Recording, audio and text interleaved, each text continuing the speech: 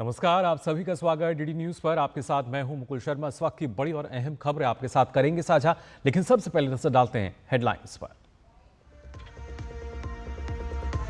Operation सिंदूर के बाद मोदी सरकार की कूटनीति, वैश्विक मंच पर पाकिस्तान का आतंकी चेहरा बेनकाब करने के लिए सर्वदलीय प्रतिनिधिमंडल का गठन। किरेन रिजिजू ने कहा, राजनीति से ऊपर मतभेदों से परे राष्ट्रीय एकता का एक शक्तिशाली प्रतिबिंब।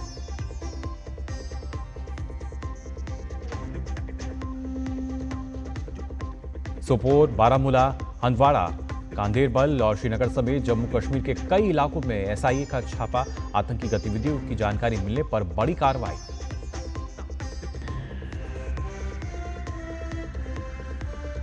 पाकिस्तान के प्रधानमंत्री का कबूलनामा, भारत ने बैलिस्टिक मिसाइल से तबाह किए नूर खान एयरबेस समेत कई ठिकाने।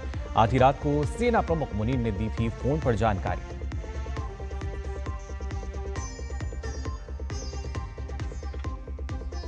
अमेरिका में ट्रंप को दोहरा झटका, बढ़ते कर्ज और ब्याज के कारण मूडीज ने घटाई अमेरिका की रेटिंग।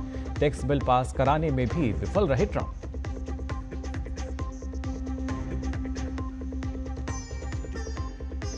और ग्रैंडमास्टर आर प्रज्ञानंदा बने सुपर बेट शतरंज क्लासिक चैंपियन। टाई ब्रेक में वॉचियर लाग्रेव को दी मात। जीत के बाद बोले प्रज्ञानंदा, अविश्वसनीय अनुभव।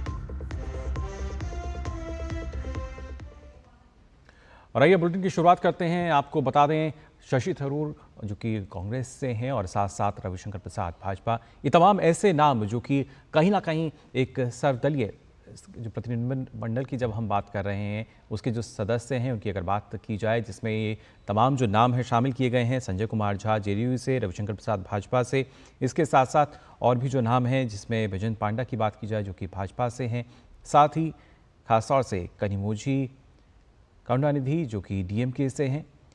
इसके अलावा सुप्रिया सूले एनसीपी से, श्रीकांत एकनाथ शिंदे शिवसेना से, ये तमाम सदस्य हैं उस प्रतिनिधिमंडल के जो कि अब कहीं ना कहीं भारत की जो एकता की जब हम बात कर रहे हैं उसको कैसे विश्व के सामने रखा जाएगा। सियासी दुनिया से 7 बड़े और जाने माने नाम भले ही अलग अलग राजनीतिक दलों के हैं, लेकिन ये भारत के आतंकवाद के खिलाफ जीरो टॉलरेंस की नीति की प्रतिबद्धता को पुरजोर तरीके से दुनिया के सामने रखेंगे। दरअसल मोदी सरकार की ओर से एक विशेष पहल की गई है जिसमें 7 सदस्यों का एक सर्वदलीय प्रतिनिधिमंडल जो है वो तैयार किया गया है। और खासतौर से इस महीने के आखिर में यूएनएससी यानी संयुक्त राष्ट्र सुरक्षा परिषद समेत प्रमुख साझेदार देशों का दौरा करने वाले हैं। अभी इसी सप्ताह भारत ने यूएनएससी को पहलगाम आतंकी हमले के पाकिस्तानी कनेक्शन के सबूत दिए हैं। पाकिस्तानी आतंकवादियों की ओर से 22 अप्रैल को पहलगाम में जिस बर्बरतापूर्ण तरीके से पर्यटकों की जान ली गई और उसके बाद भारतीय से ऑपरेशन सिंदूर के जरिए पीड़ितों के जख्म पर मरहम लगाने की कोशिश की है। पीएम ने भी साफ कहा है कि ऑपरेशन सिंदूर भारत का न्यू नॉर्मल है। और इसी कड़ी में एक सर्वदलीय डेलीगेशन जो है वो कहीं ना कहीं पूरे विश्व को बताएगा कि आखिर पाकिस्तान का सच क्या है, पाकिस्तान को बेनकाब करेगा।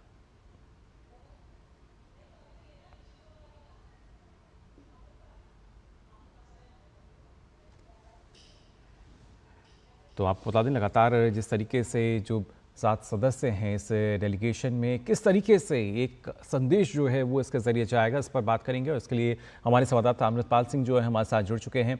अमृतपाल, अगर देखा जाए भारत की जब एकता की बात करते हैं, अखंडता की बात करते हैं, तो वो पूरी तरीके से हम कह सकते हैं अब एक डेलीगेशन जो है जिसमें 7 सदस्य हैं वो इस बात को पूरी दुनिया के सामने रखेंगे। पाकिस्तान का चेहरा जो है अब पूरी तरीके से बेनकाब होगा और एक सख्त संदेश भी है कि भारत एकजुट है, एक है।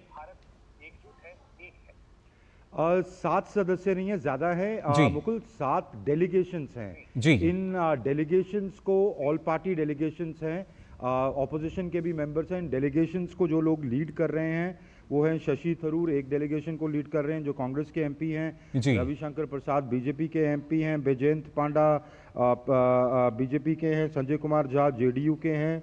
कनिमोझी करुणानिधि डीएमके की हैं। सुप्रिया सूले एनसीपी के हैं और श्रीकांत शिंदे शिवसेना के हैं। ये डेलीगेशंस लीड करेंगे।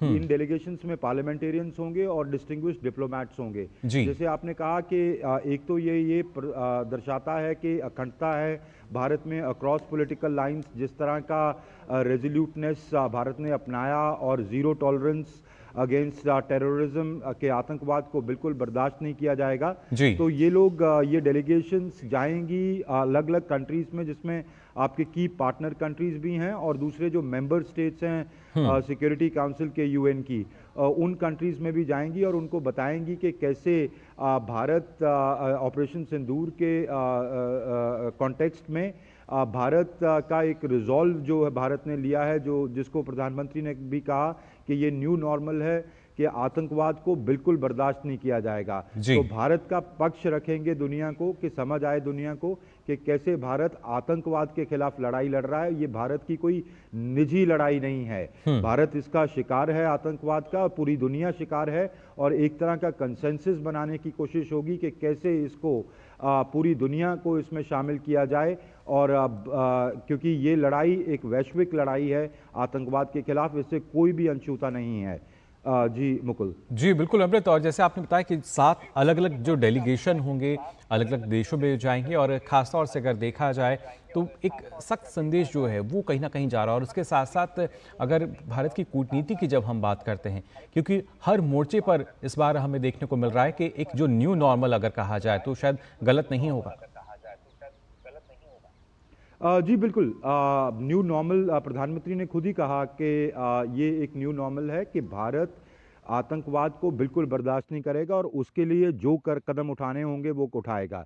एक क्लियर संदेश था पाकिस्तान को भी, और यहाँ और भी अगर कुछ जगहों पर आतंकवादी उन सरजमियों पर से ऑपरेट करके भारत के इंटरेस्ट के खिलाफ या आतंकवाद की गतिविधियों को अंजाम देंगे तो उनके खिलाफ कार्रवाई की जाएगी, चाहे वो सैन्य कार्रवाई हो। और भारत ने पाकिस्तान के संदर्भ में बड़ा साफ किया था कि भारत ना उस सरकार को ना वहाँ की फौज को डिस्टिंग्विश करेगा आतंकवादियों से।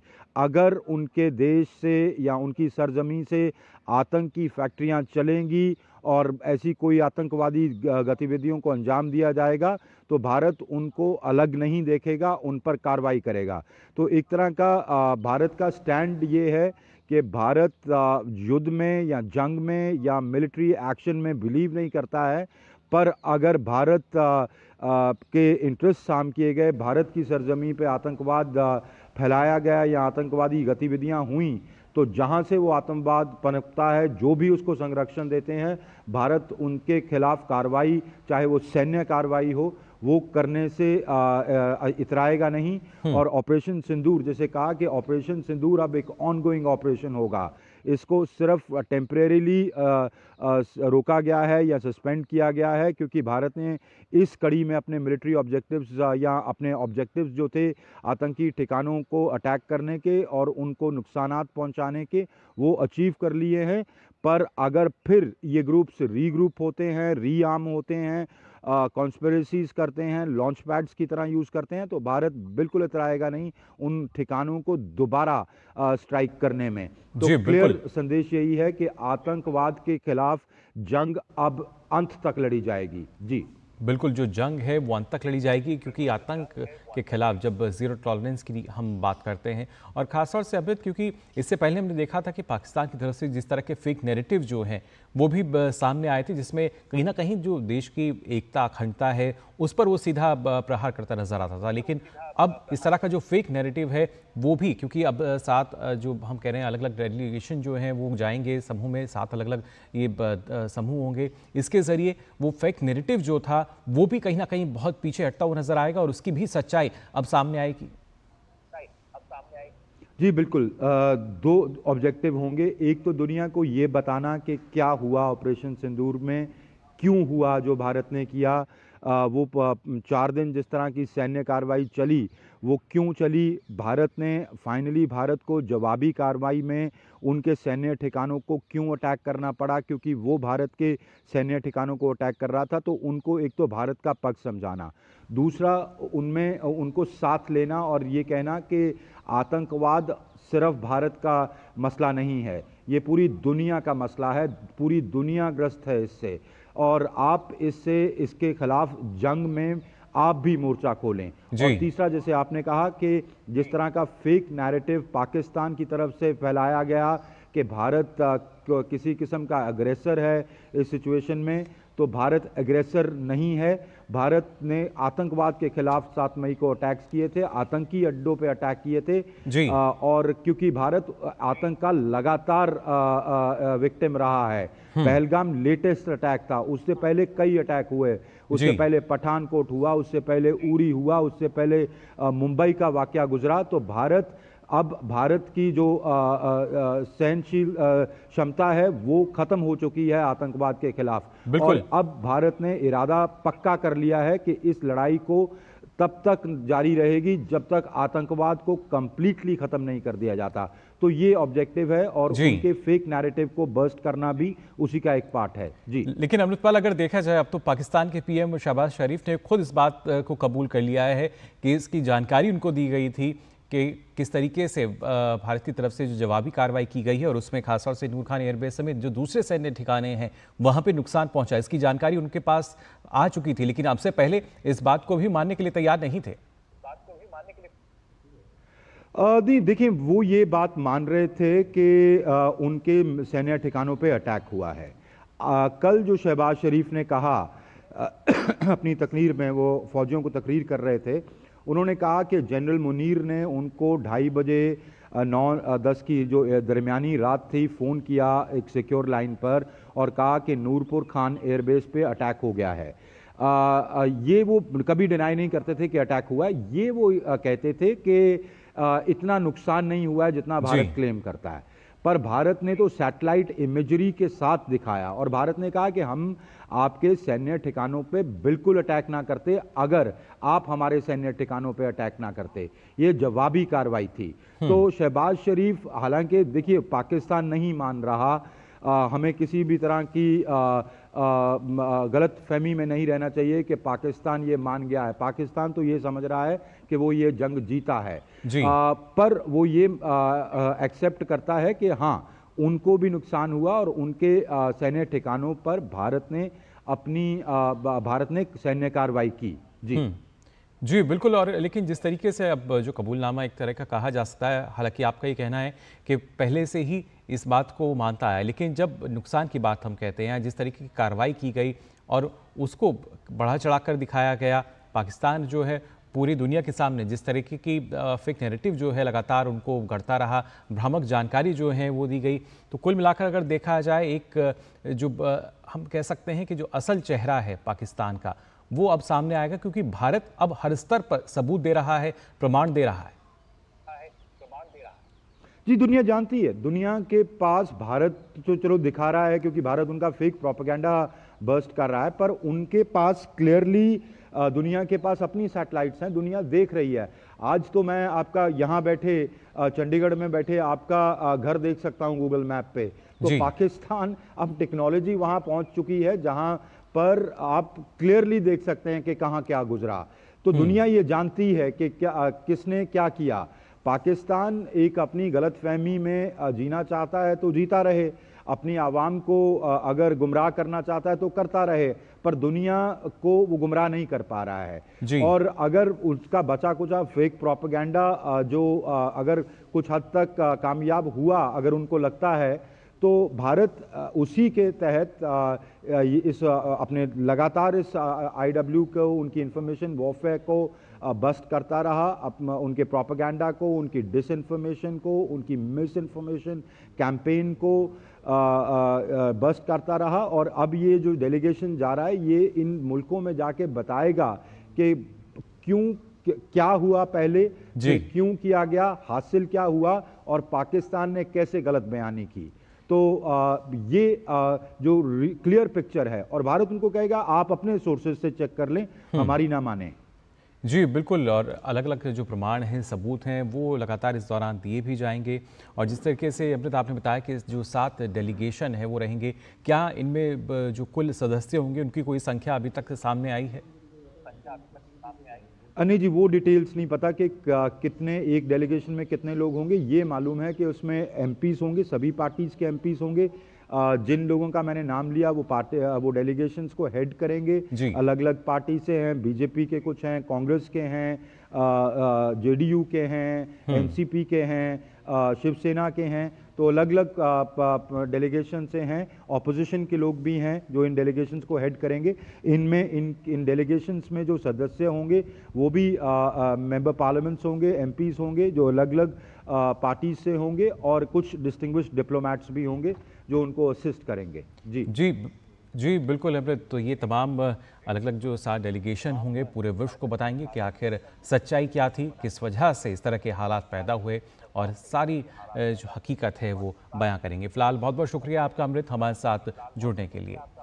तो हमारे संवाददाता बता रहे थे किस तरीके से 7 अलग अलग डेलीगेशन जो हैं वो पूरे विश्व को, पूरी दुनिया को अब बताएंगे पाकिस्तान की सच्चाई क्या है। आइए खबरों में आगे बढ़ते हैं। आपको बता दें जम्मू कश्मीर में राज्य जांच एजेंसी एसआईए की बड़ी कार्रवाई चल रही है।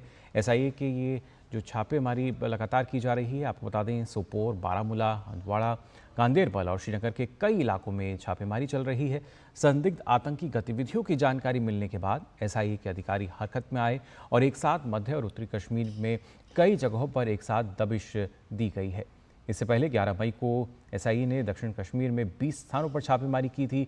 तो कहीं ना कहीं एक्शन मोड में एसआईए जो है वो नज़र आ रही है। अलग अलग राज्यों की अगर बात की जाए, उत्तर पश्चिम कश्मीर की सोपोर, बारामूला, हंदवाड़ा में छापेमारी की गई है। गांदेरबल और श्रीनगर में भी, हालांकि अब से कुछ दिन पहले हमने देखा था जो दक्षिण कश्मीर है उसमें अलग अलग जगह जो छापेमारी है वो की गई थी।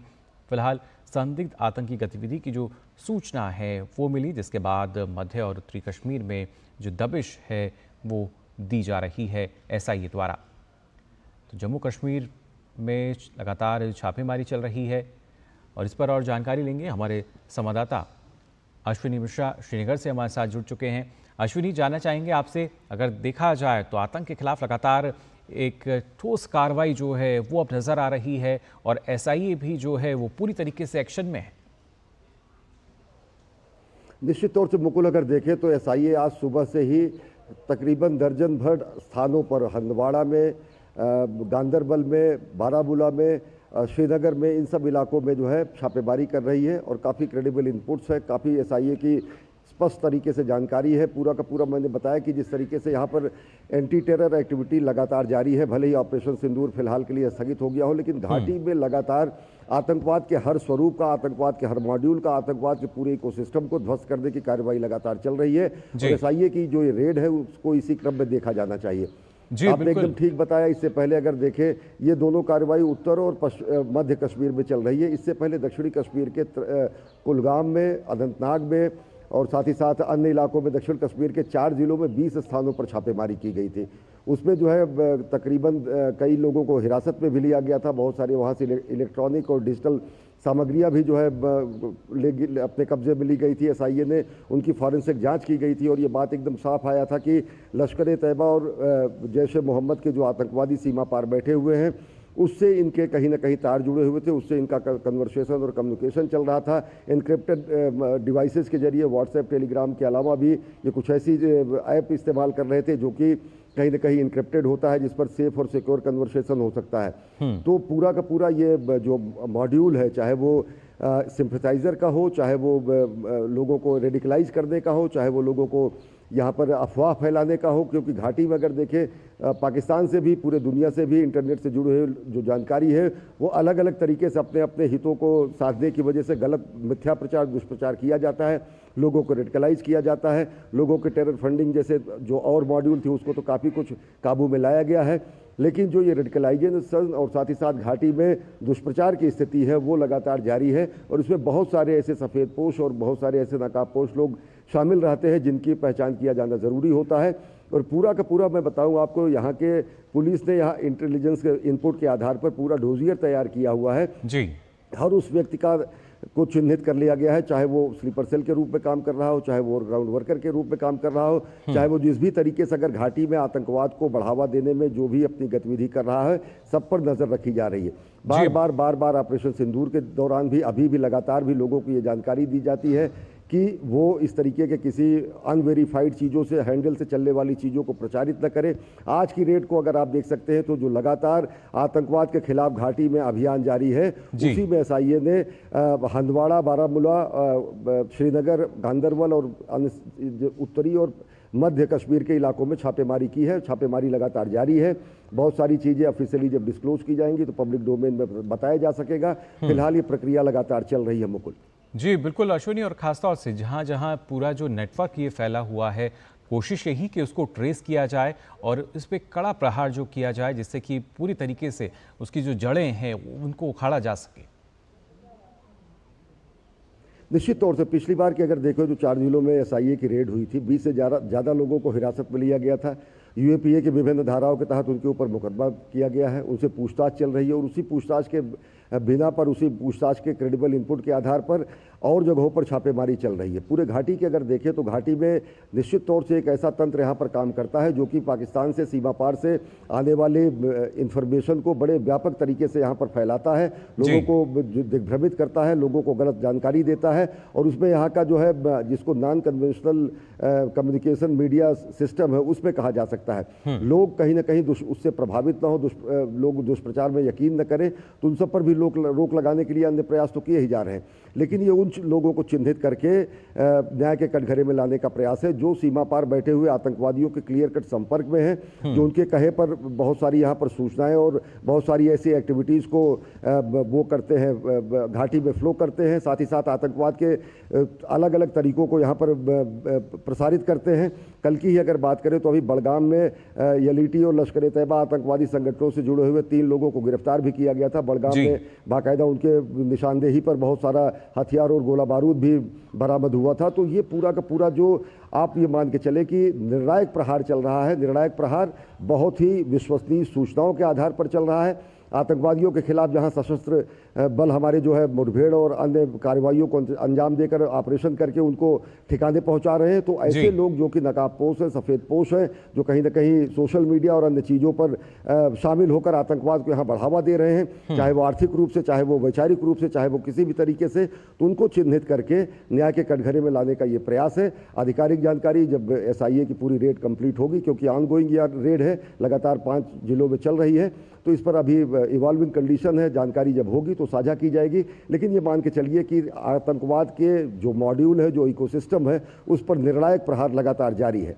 जी बिल्कुल, इस पर लगातार जो प्रहार है वो किया जा रहा है। और ऐसे में वहाँ की जो आम जनता की अगर खास तौर से बात की जाए, वो किस तरीके से इस कार्रवाई को देख रही है? क्योंकि अश्विनी, इससे पहले लगातार जो लोग हैं उन्होंने बहुत कुछ झेला है और शायद अब वो भी यही चाहते हैं कि पूरी तरीके से जम्मू कश्मीर की बात की जाए, दूसरे हिस्सों की हम बात करें देश के, पूरी तरीके से शांति रहे। देखिए, काफ़ी कुछ बदलाव आया है। इस बात को यहाँ की आवाम नहीं, पूरी दुनिया मान रही है। यहाँ के लोगों, यहाँ से लाल चौक से और घाटी के अलग अलग जगहों से जब अलग अलग दृश्य जाते हैं और पाकिस्तान मुर्दाबाद के नारे लगते हैं, दहशतगर्द का खात्मा हो, दहशतगर्द का अंत हो, ये जब नारे घाटी में लगते हैं तो ये बहुत ही खुशगवार तस्वीर पेश करते हैं घाटी की। 2019 के बाद जब 370 खत्म हुआ, अनुच्छेद खत्म हुआ, जिस तरीके से लोगों ने यहाँ पर तरक्की देखी है, जिस तरह से लोगों ने यहाँ पर विकास देखा है, जिस तरीके से यहाँ पर साल भर में आप मान के चले कि 200 दिन तक केवल हड़ताल हुआ करती थी, स्कूल प्रभावित होते थे, बच्चों की पढ़ाई प्रभावित होती थी, व्यापार प्रभावित होता था, वो पत्थरबाजी होती थी, वो सारी स्थितियाँ खत्म हुई 2019 के बाद। बहुत ही अमन, चैन, तरक्की, व्यापार और मुख्यधारा में लोग यहाँ पर जब शामिल हुए तो लोगों ने ये जो 5 साल का बदलाव देखा है, वो हर आदमी ये चाहता है कि ये बदलाव, ये बयार, विकास की बयार, ये मुख्यधारा में यहाँ की तरक्की वो लगातार बनी रहे। मैं निश्चित तौर से कहूँगा ये बेहद टर्निंग पॉइंट है घाटी की आवाम के लिहाज से। जब घाटी की आवाम यहाँ पर पहलगाम आतंकवादी हमले पर आकर बहुत कड़ा प्रदर्शन करती है, कड़ी भर्त्सना करती है, आतंकवादियों से जुड़े हुए चाहे उनके गांव के लोग हों, चाहे उनके परिजन हों, बार बार उनकी इस तरीके के सोशल मीडिया और अन्य जगहों पर बाइट आती है कि जो भी आतंकवाद में शामिल हैं उनको नेस्तनाबूद किया जाए। परिजन भी ये कहते हैं कि अगर आतंकवाद में उनके परिवार के लोग शामिल हैं तो उनको जो भी कड़ी से कड़ी सजा दी जाए या जिस भी अंजाम तक पहुंचाया जाए, उनको कोई दुख नहीं होगा। तो निश्चित तौर से आप ये मान के चले कि घाटी की आवाम अमन चाहती है, तरक्की चाहती है, चैन चाहती है, सुकून चाहती है। वो 2019 के बाद काफ़ी तेज़ी से यहाँ पर वो फैली है। लोग ये चाहते हैं कि आतंकवाद के खिलाफ जो निर्णायक प्रहार है वो प्रहार ऐसा हो कि आतंकवाद फिर यहाँ न पनपे। जी बिल्कुल, किसी भी तरीके से जो आतंकी हैं या इस तरह की वारदातों में शामिल हैं उनको बख्शा ना जाए। और लगातार जो कार्रवाई है एसआईए जो है वो पूरी तरीके से एक्शन मोड में भी नजर आ रही है। फिलहाल बहुत बहुत शुक्रिया अश्विनी आपका इस महत्वपूर्ण जानकारी के लिए। तो हमारे संवाददाता अश्वनी श्रीनगर से बता रहे थे किस तरीके से लगातार एसआईए जो है लगातार कार्रवाई कर रही है और तमाम जो आतंकी मॉड्यूल हैं उनको किस तरीके से नष्ट किया जाए, लगातार ट्रेस करके अलग अलग जो क्षेत्र हैं उनमें लगातार एसआईए जो है वो कार्रवाई कर रही है। फिलहाल हम यहाँ रुकने छोटे से ब्रेक के लिए जल्द लौटते हैं।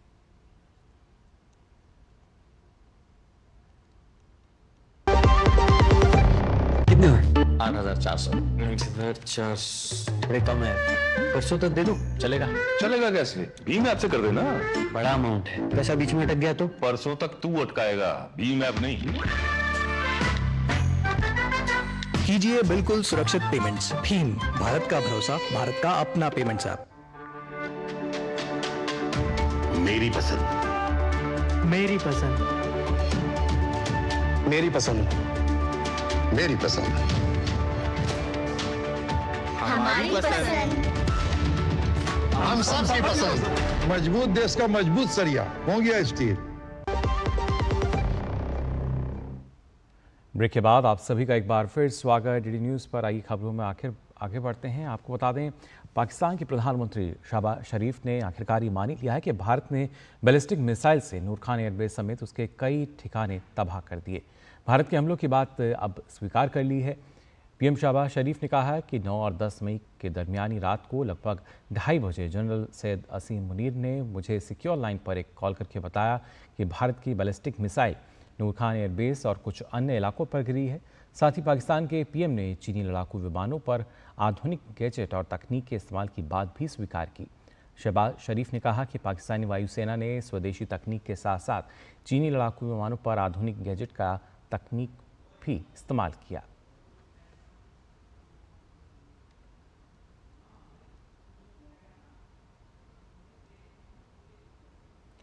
और किस तरीके से भारत ने कार्रवाई की थी उसकी तस्वीरें भी ज़ाहिर तौर पर सामने आई थी।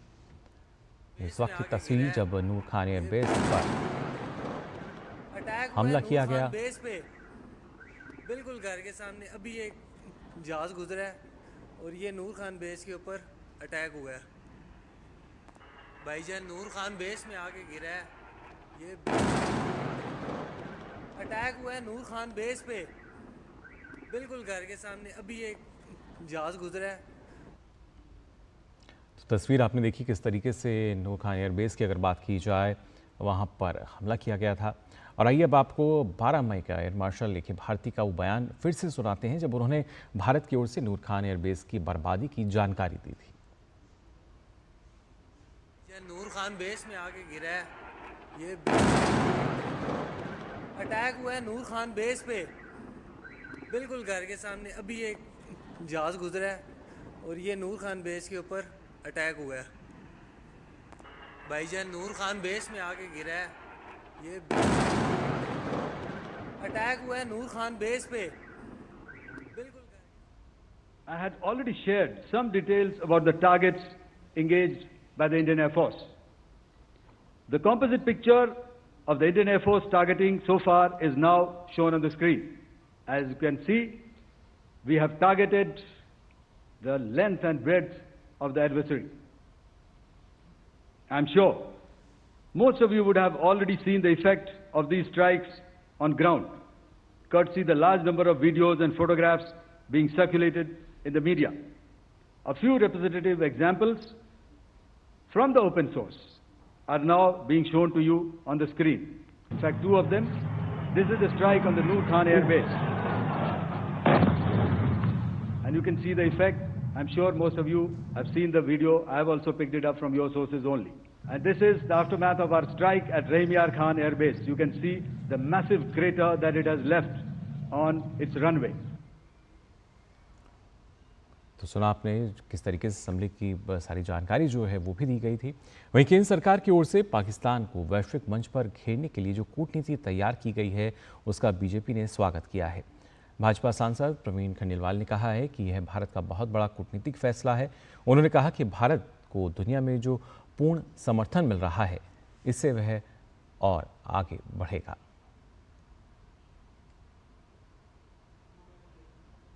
तो ये भारत का एक बहुत बड़ा कूटनीतिक फैसला है। हम इस फैसले की सराहना करते हैं क्योंकि जब सांसद और जिम्मेदार लोग अन्य देशों में जाएंगे और वहाँ के लोगों को बताएंगे कि वास्तविकता क्या है और भारत ने क्यों कदम उठाए, तो विश्व मंच पर भारत को पूर्ण रूप से समर्थन मिल भी रहा है और मजबूत समर्थन मिलेगा। तो पाकिस्तान के खिलाफ देश में हर राजनीतिक दल अब एक साथ खड़ा हुआ है। इस बीच AIMIM के अध्यक्ष असदुद्दीन ओवैसी ने हज यात्रियों से खास अपील की। असदुद्दीन ओवैसी ने कहा कि भारत को ताकतवर बनाने और दहशतगर्दों के खात्मे के लिए दुआ करें। हमारा वतन है जिसके बारे में हदीस शरीफ में आया है कि इमाम हाकिम ने अपनी किताब में लिखा, हज़रत अली से रिवायत है कि अल्लाह के रसूल सल्लल्लाहु अलैहि वसल्लम ने फरमाया कि मुझे हिंद से ठंडी हवा आती है, कि मुझे हिंद से ठंडी हवा आती है। तो इसीलिए किसी शायर मशरिक ने कहा था कि मीर अरब को जहां से ठंडी हवा आई वही मेरा वतन है, वही मेरा वतन है। केंद्रीय गृह और सहकारिता मंत्री अमित शाह आज से अपनी गृह राज्य गुजरात के 2 दिवसीय दौरे पर रहेंगे। इस दौरान वे आज गांधीनगर में कई परियोजनाओं का उद्घाटन और शिलान्यास करेंगे। अमित शाह बावल में नवनिर्मित प्राथमिक आरोग्य केंद्र का लोकार्पण करेंगे। इसके अलावा गांधीनगर सेक्टर 21 और 22 को जोड़ने वाले नवनिर्मित अंडरब्रिज का भी लोकार्पण करेंगे। अपने दौरे के दौरान अमित शाह पेठापुर में नवनिर्मित प्राथमिक आरोग्य केंद्र का लोकार्पण करेंगे। वे गांधीनगर महानगर पालिका द्वारा जीर्णोद्धार किए गए कोलवाड़ा तालाब का भी लोकार्पण करेंगे। साथ ही गांधीनगर महानगर पालिका और डाक विभाग के विभिन्न विकास कार्यों का उद्घाटन व शिलान्यास करेंगे। बिहार में स्थित गया का नाम अब गया जी कर दिया गया है। पौराणिक, ऐतिहासिक और धार्मिक महत्व के मद्देनजर बिहार के गया शहर का नाम गया जी किया गया है। मुख्यमंत्री नीतीश कुमार की अध्यक्षता में कैबिनेट की बैठक में यह फैसला कर लिया गया था। ये शहर बिहार के सबसे खूबसूरत शहरों में से एक है और अपने पौराणिक कथाओं के लिए भी बेहद प्रसिद्ध है। इसके साथ ही ये शहर विश्व के 2 बड़े धर्म हिंदू और बौद्ध की आस्था का भी प्रमुख केंद्र है। इसके अलावा यहाँ लोग अपने पूर्वजों के लिए पिंडदान और श्राद्ध करते हैं। बौद्ध धर्म के ग्रंथ के अनुसार महात्मा बुद्ध को ज्ञान की प्राप्ति भी यहीं हुई थी। गया शहर का नामकरण को बदल के उसको गया जी कर दिया गया है। गया शहर का जो नाम है अब गया जी के नाम से वह जाना जाएगा। पौराणिक, ऐतिहासिक, धार्मिक महत्व के मद्देनजर गया शहर का नाम को अब गया जी के नाम से अब जाना जाएगा। यह एक महत्वपूर्ण निर्णय है जो मंत्रिपरिषद ने लिया है। और आपको बता दें, ऑपरेशन सिंदूर के सम्मान में निकाली जा रही तिरंगा यात्रा की देश भर में धूम है। आइए देखते हैं इसी से जुड़ी खबरें।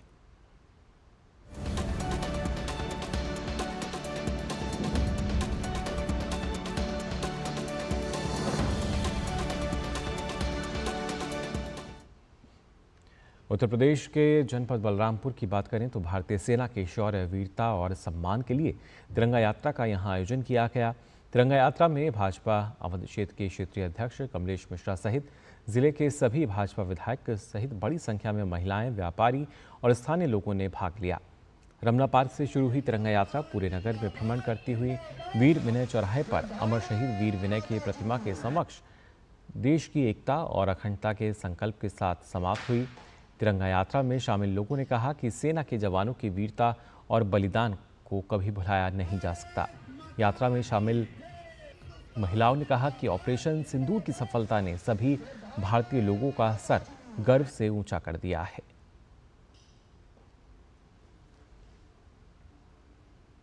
वहीं गुजरात के अहमदाबाद में ऑपरेशन सिंदूर की सफलता और भारतीय सेना के अदम्य साहस के सम्मान में तिरंगा यात्रा का आयोजन किया गया।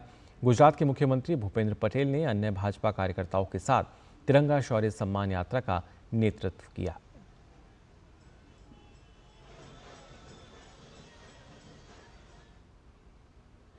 तो देश भर में लगातार ऑपरेशन सिंदूर की सफलता को लेकर तिरंगा यात्रा निकाली जा रही है। उत्तर प्रदेश के चित्रकूट की अगर हम बात करें तो यहाँ भी भारतीय सेना के शौर्य और पराक्रम के सम्मान में तिरंगा यात्रा निकाली गई, जिसमें बड़ी संख्या में विभिन्न सामाजिक संगठन, छात्र छात्राएं, एनसीसी कैडेट्स और पूर्व सैनिक भी मौजूद रहे।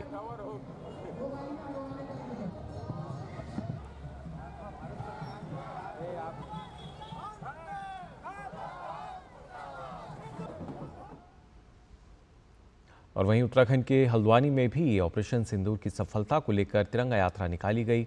राज्य के मुख्यमंत्री पुष्कर सिंह धामी भी इस यात्रा में शामिल हुए। इस दौरान लोगों में काफी उत्साह नजर आया।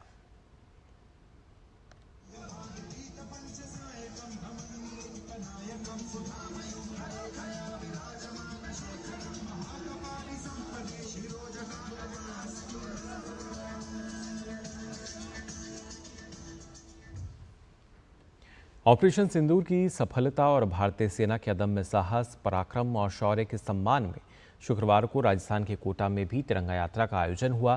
कार्यक्रम का शुभारंभ लोकसभा अध्यक्ष ओम बिरला ने किया। यह आयोजन राष्ट्रीय सुरक्षा हेतु नागरिक कार्यक्रम के तहत संपन्न हुआ, जिसमें जनप्रतिनिधियों सहित हजारों की संख्या में नागरिक, सामाजिक संस्थाएं, युवा और मातृशक्ति ने सहभागिता की। इस अवसर पर लोकसभा अध्यक्ष ओम बिरला ने कहा कि यह आयोजन केवल एक रैली नहीं बल्कि राष्ट्रीय गौरव की जीवंत अभिव्यक्ति है। उन्होंने कहा कि जब जब तिरंगा लहराता है तब तब हमारी आत्मा, अस्मिता और बलिदान की परंपरा भी लहराती है। ये तिरंगा उन वीरों की याद दिलाता है जिन्होंने सीमा पर राष्ट्र के लिए सब कुछ न्यौछावर कर दिया। ओम बिरला ने ऑपरेशन सिंदूर को केवल सैन्य कार्रवाई नहीं बल्कि भारत की नारी शक्ति के संकल्प और सिंदूर की रक्षा का प्रतिशोध बताया। उन्होंने कहा कि पाकिस्तान की धरती पर आतंक के गढ़ों को ध्वस्त कर भारत ने स्पष्ट कर दिया है कि राष्ट्र की बेटियों की ओर उठी हर नज़र का जवाब अब सीमा पार से दिया जाएगा।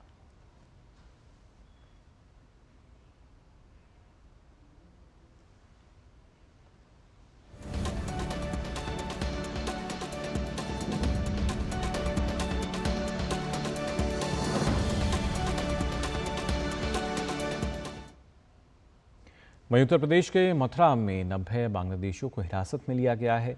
मथुरा के एसएसपी श्लोक कुमार ने इसकी जानकारी देते हुए बताया कि थाना नौहजील द्वारा खाजपुर गांव में भट्टों पर चेकिंग के क्रम में 90 लोगों के बारे में जानकारी मिली। ये बांग्लादेश के नागरिक हैं। एसएसपी मथुरा ने कहा कि सभी को हिरासत में लेकर पूछताछ की जा रही है। नौझील द्वारा एक खाजपुर गांव पड़ता है, वहां पे भट्टों पर चेकिंग के क्रम में लगभग 90 लोगों को की जानकारी हुई कि ये लोग बांग्लादेशी मूल के हैं। इन सभी लोगों को हिरासत में लिया गया है और उनसे पूछताछ की जा रही है। इसमें 35 पुरुष, 27 महिलाएं और 28 बच्चे हैं। इनसे पूछताछ पे इन्होंने यह बात कबूली है कि ये बांग्लादेशी मूल के हैं और अभी कुछ 3-4 महीने पहले ये यहाँ मथुरा पहुँचे। इससे पहले ये पास के प्रदेश में रह रहे थे। इनसे विस्तृत पूछताछ की जा रही है। अन्य एजेंसीज को भी इसके बारे में सूचना दे दी गई है। वहीं ओडिशा के 4 जिलों में आकाशीय बिजली गिरने से 9 लोगों की मौत हो गई। रिपोर्ट के अनुसार कोरापुट जिले में 3, गंजाम में 2 और गजपति में 1 की मौत हुई है, जबकि कोरापुट के लक्ष्मीपुर में 3 महिलाओं की मौत हो गई है। अनुगुल जिले के परदीगुड़ा गांव में बिजली गिरने से 5 अन्य घायल हो गए। सभी घायलों को अस्पताल में भर्ती कराया गया है। ओडिशा में बारिश का अलर्ट भी जारी किया गया है। मौसम विभाग के अनुसार राज्य में भीषण बारिश होने की संभावना है।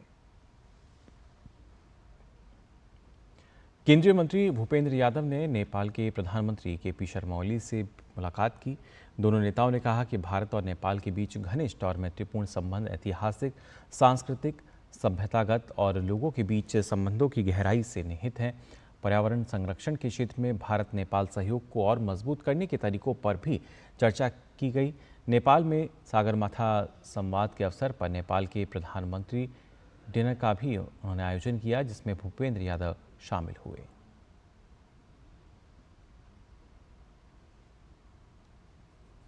केंद्रीय पर्यावरण, वन और जलवायु परिवर्तन मंत्री भूपेंद्र यादव ने काठमांडू में सागरमाथा संवाद के दौरान नेपाल के अपने समकक्ष एन बहादुर शाही ठाकुरी के साथ बैठक की। दोनों नेताओं ने पर्यावरण के क्षेत्र में विभिन्न द्विपक्षीय और क्षेत्रीय पहलों में हुई प्रगति की समीक्षा की और आगे के सहयोग के अवसरों पर चर्चा की। इसके अलावा दोनों पक्षों के बीच ऊर्जा साझेदारी, इंटरनेशनल बिग केयर लाइंस में भागीदारी के रूप में मिलकर काम करने और बाघ संरक्षण पर ध्यान केंद्रित करते हुए जैव विविधता संरक्षण सहित कई मुद्दों पर बहुत उपयोगी चर्चा की गई। साथ ही पहाड़ी इलाकों में जंगल की आग से लड़ने में सहयोग की संभावनाओं पर भी बातचीत हुई। पर्यावरण मंत्री भूपेंद्र यादव ने सागरमाथा संवाद के अवसर पर नेपाल के विदेश मंत्री डॉक्टर आरजू राणा देउबा से मुलाकात की। इस दौरान दोनों देशों ने स्वच्छ ऊर्जा, जैव विविधता संरक्षण और भूमि क्षरण को रोकने पर ध्यान केंद्रित करने, जलवायु लचीले और टिकाऊ भविष्य के लिए हमारी साझेदारी को गहरा करने के बारे में विस्तार से बात की। और फिलहाल हम यहाँ रुक रहे हैं एक छोटे से ब्रेक के लिए, जल्द लौटते हैं। आकाश तीर सिस्टम क्या है और इसे गेम चेंजर क्यों कहा जाता है? S-400 क्या है और भारत अभी भी 60 साल पुरानी L-17 तकनीक का इस्तेमाल क्यों कर रहा है? 100 ग्लाइड बॉम्ब क्या है और हुरूप ड्रोन्स इतने घातक क्यों हैं? हैमर बॉम्ब्स कितने विनाशकारी हैं और स्कैल्प क्रूज मिसाइल इतनी सटीक क्यों होती है? ब्रह्मोस से लैस Su-30 MKI लड़ाकू विमान क्यों आकाश में सबसे खतरनाक शिकारी माने जाते हैं? देखिए डिफेंस डायनेमिक्स शनिवार शाम 7 बजे सिर्फ DD न्यूज पर।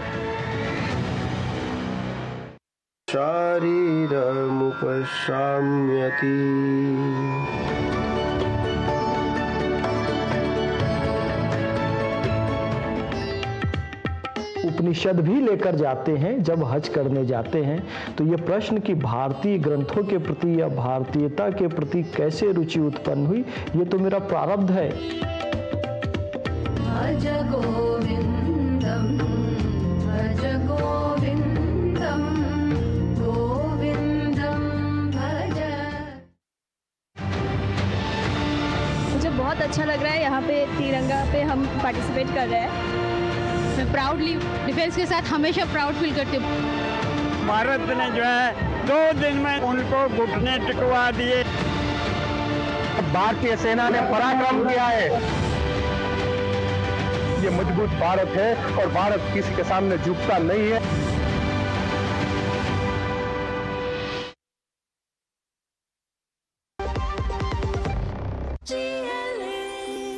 जो लक्ष्य चुना था समझ आने लगा है। GLA यूनिवर्सिटी, उच्च लक्ष्य की निश्चित प्राप्ति। जब धरती चीर कर निकलता है लोहे का पत्थर और मिलता है मोंगिया के जोश से, फिर तपता है, पिघलता है और बनता है फौलाद। अब होता है सरिया सारी खूबियों के साथ। मोंगिया स्टील, मजबूत देश का मजबूत सरिया।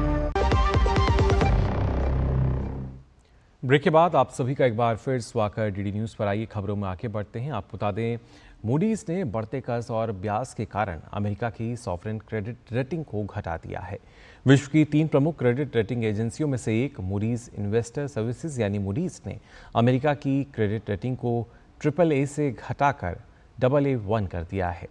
ये निर्णय बढ़ते राजकोषीय घाटे, बढ़ते कर्ज और ब्याज दरों के कारण लिया गया है। इस कदम का अर्थ है कि अमेरिका को अब उधार लेने में अधिक ब्याज दरें चुकानी पड़ सकती हैं और निवेशकों का विश्वास जो है वो कम हो सकता है। दूसरी ओर रिपब्लिक को टैक्स बिल पास कराने में भी विफलता का सामना करना पड़ा। हाउस रिपब्लिकन शुक्रवार को बजट समिति के माध्यम से कर छूट और खर्च में कटौती के अपने बड़े पैकेज को आगे बढ़ाने में नाकाम रही। 16 के मुकाबले 21 मतों से टैक्स बिल को मुंह की खानी पड़ी। बजट समिति रविवार को फिर से प्रयास करने के लिए बैठक करने की योजना बना रही है। एक तरफ अमेरिका की रेटिंग एजेंसी मूडीज ने कहीं ना कहीं जो रेटिंग है उसको घटा दिया है, तो वहीं दूसरी ओर संयुक्त राष्ट्र की ताज़ा रिपोर्ट के अनुसार भारत इस वर्ष भी दुनिया की सबसे तेजी से बढ़ती अर्थव्यवस्था में बना रहेगा। संयुक्त राष्ट्र ने 2025 के लिए भारत की GDP वृद्धि दर 6.3% रहने का अनुमान जताया है। रिपोर्ट के अनुसार वैश्विक व्यापारिक तनाव, टैरिफ में बदलाव और नीतिगत अनिश्चितताओं की वजह से उत्पादन लागत बढ़ी है, आपूर्ति श्रृंखला प्रभावित हुई है और वित्तीय अस्थिरता का जोखिम बढ़ा है। रिपोर्ट में ये भी कहा गया है कि 2024 में भारत की महंगाई दर औसतन 4.9% रहने के बाद 2025 में घटकर 4.3% तक आ सकती है। रोजगार के स्तर में किसी बड़ी गिरावट की आशंका नहीं है।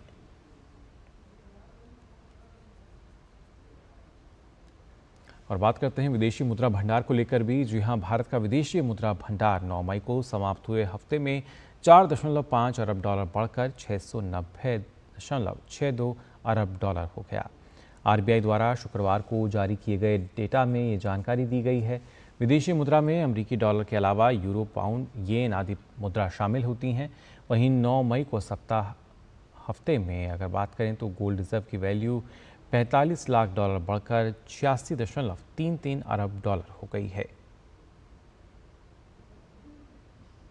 इलेक्ट्रॉनिक्स और IT मंत्रालय के अनुसार वित्त वर्ष 2024 और 25 में आधार प्रमाणीकरण लेन देन की कुल संख्या 150 बिलियन के आंकड़े को पार कर गई है। इससे डिजिटल लेन देन में उल्लेखनीय वृद्धि जो है वो दर्ज की गई है। डिजिटल अर्थव्यवस्था को बढ़ावा इसके जरिए जाहिर तौर पर मिलता हुआ नजर आ रहा है। आधार आधारित प्रमाणीकरण जीवन को आसान बनाने, प्रभावी कल्याण वितरण और सेवा प्रदाताओं द्वारा दी जाने वाली विभिन्न सेवाओं का स्वैच्छिक रूप से लाभ उठाने में महत्वपूर्ण भूमिका निभा रहा है।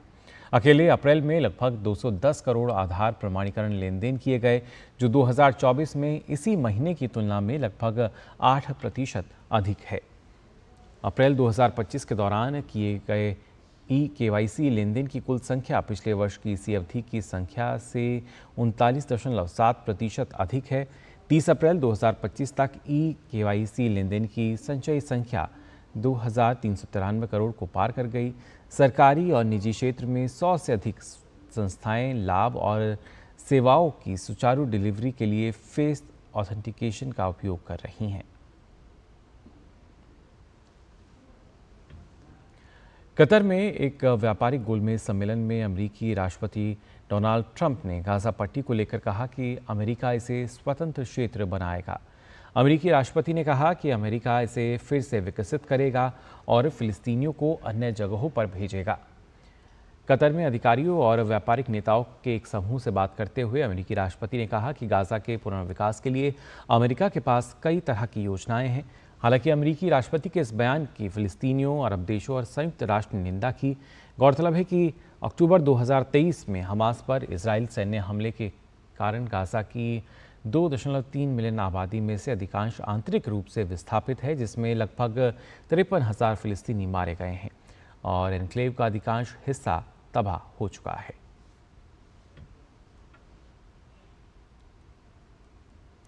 और आइए खबरें देख लेते हैं खेल जगत से भी। एक हफ्ते से भी अधिक लंबे ब्रेक के बाद इंडियन प्रीमियर लीग यानी IPL 2025 एक बार फिर से शुरू होने जा रहा है।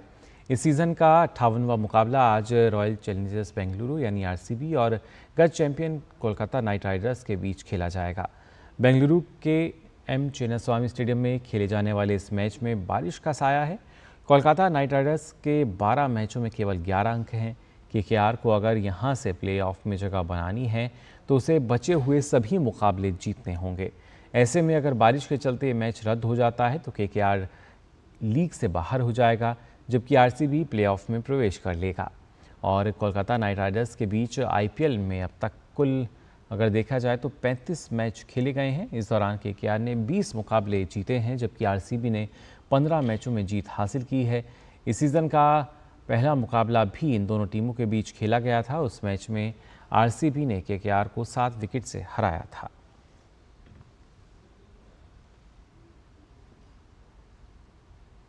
और क्रिकेट के बाद बात करते हैं शतरंज की। भारतीय ग्रैंडमास्टर आर प्रज्ञानंदा ने एक बार फिर इतिहास रच दिया है। आर प्रज्ञानंदा ने रोमानिया में सुपरबैट शतरंज क्लासिक टूर्नामेंट अपने नाम किया। प्रज्ञानंदा वाचियर लाग्रेव और अलीरजा फिरोज 9 दौर के बाद 5.5 अंक लेकर बराबरी पर थे, जिससे विजेता का फैसला त्रिकोणीय टाई ब्रेकर से हुआ। टाई ब्रेकर में पहली 2 बाजियां ड्रॉ रहने के बाद प्रज्ञानंदा ने तीसरी बाजी और खिताब जीता। प्रज्ञानंदा ने अपनी जीत के बाद इसे अविश्वसनीय अनुभव बताया। अब ग्रैंड शतरंज टूर का अगला टूर्नामेंट सुपर यूनाइटेड रैपिड और ब्लिट्ज 1 जुलाई से क्रोएशिया में खेला जाएगा।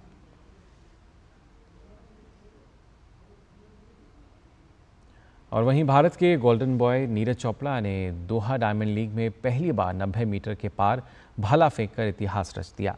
उन्होंने फाइनल में अपने तीसरे प्रयास में 90.223 मीटर भाला फेंककर अपना पर्सनल बेस्ट बनाया। इससे पहले उनका सर्वश्रेष्ठ थ्रो 89.94 मीटर था, जो उन्होंने 30 जून 2022 को स्टॉकहोम डायमंड लीग में फेंका था। बेस्ट थ्रो के बावजूद नीरज चोपड़ा को सिल्वर मेडल से संतोष करना पड़ा। जर्मनी के वेबर जुलियन ने 91.06 मीटर के साथ गोल्ड मेडल अपने नाम किया। नीरज 6 में से 5वें थ्रो तक नंबर 1 पर थे, लेकिन छठे और आखिरी थ्रो में जुलियन उनसे आगे निकल गए। 90 मीटर की दूरी केवल एक आंकड़ा नहीं थी, बल्कि नीरज चोपड़ा के लिए एक चुनौती बन चुकी थी। वह कई बार इस आंकड़े के बेहद करीब पहुंचे थे, लेकिन हर बार 88 या 89 मीटर तक सीमित रह जाते थे।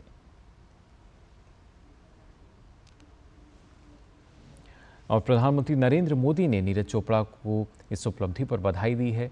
प्रधानमंत्री ने एक्स पर लिखा कि शानदार उपलब्धि, दोहा डायमंड लीग 2025 में 90 मीटर का आंकड़ा पार करने और अपना सर्वश्रेष्ठ व्यक्तिगत थ्रो हासिल करने के लिए नीरज चोपड़ा को बधाई। ये उनके अथक समर्पण, अनुशासन और जुनून का नतीजा है। भारत को खुशी और गर्व है।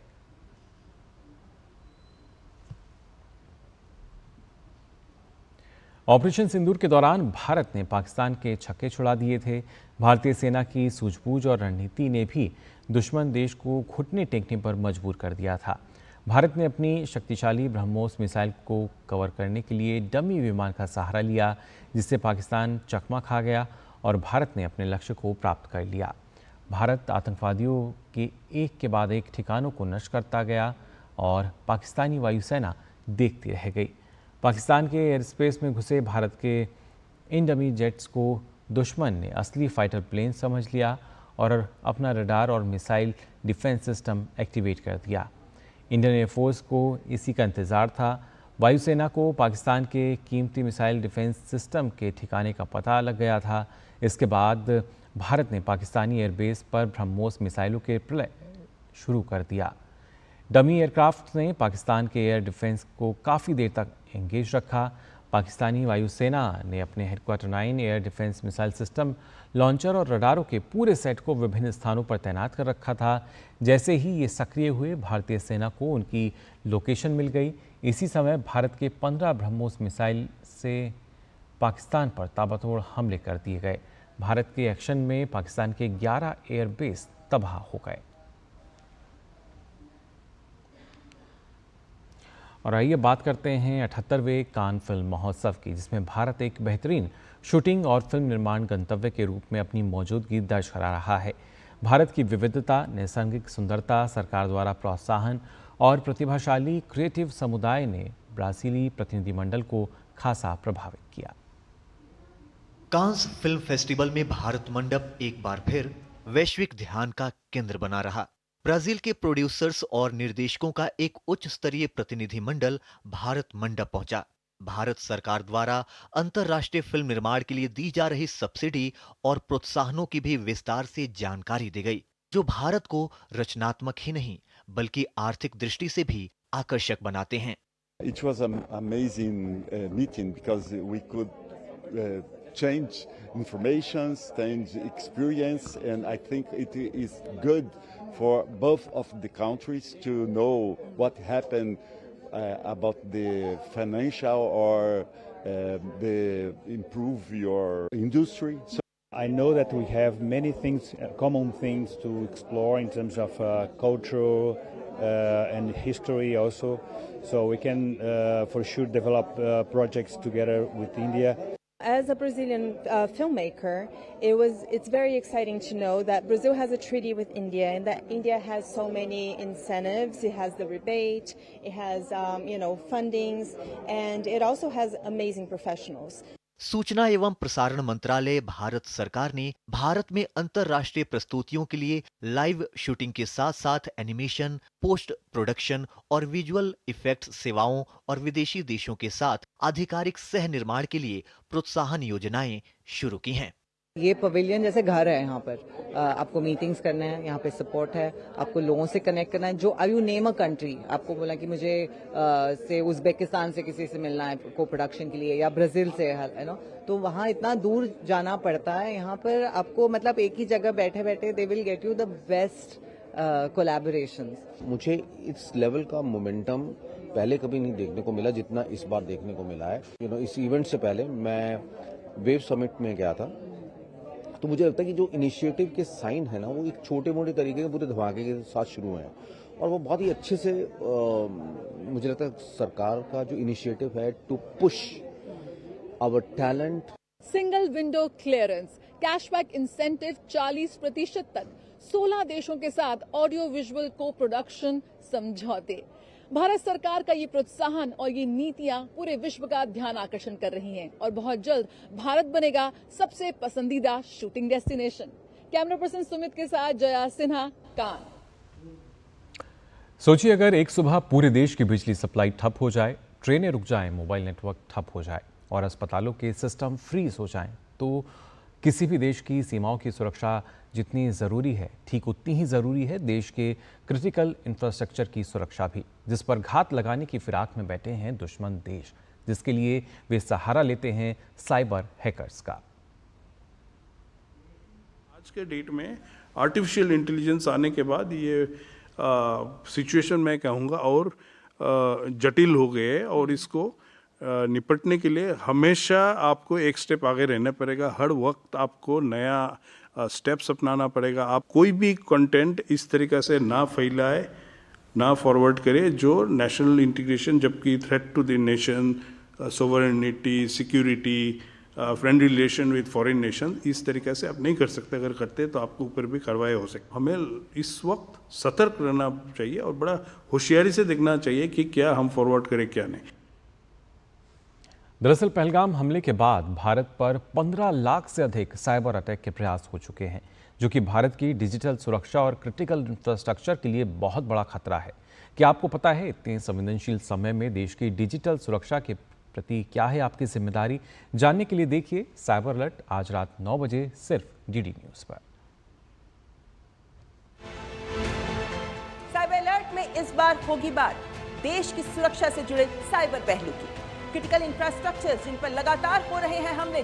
साइबर सिक्योरिटी इज ए की एलिमेंट ऑफ नेशनल सिक्योरिटी। एक मिनट का अंदर कुछ लाखों अटेम्प्ट्स होते हैं, हमारे DRDO नेटवर्क्स होते हैं, डिफेंस की नेटवर्क, पावर नेटवर्क, सब नेटवर्क। तो आज रात 9 बजे देखना ना भूलें साइबर अलर्ट। फिलहाल के लिए इस बुलेटिन में बस इतना ही। मुझे दीजिए अनुमति। नमस्कार।